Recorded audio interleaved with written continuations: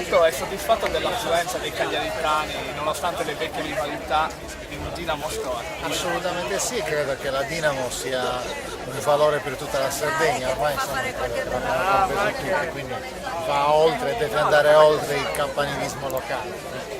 Che dice, sarà un portafortuna visto che l'inizio della stagione non è stato così esaltante?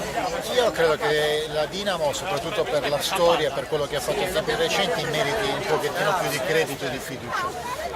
Da quel che vedo sta facendo un bel lavoro, il presidente Sardara è un presidente illuminato e determinato, ha già preso i provvedimenti, bisogna aver fiducia e aspettare, sono sicuro che i risultati arriveranno. Arriveranno anche per Cagliari, ovviamente Questo ce l'auguriamo assolutamente. Speriamo che sia una stagione felice da entrambi i punti di vista. un saluto per la Distinta Web. Con molto piacere. Tanti saluti, Radio Iscuta Web. Eccoci qua.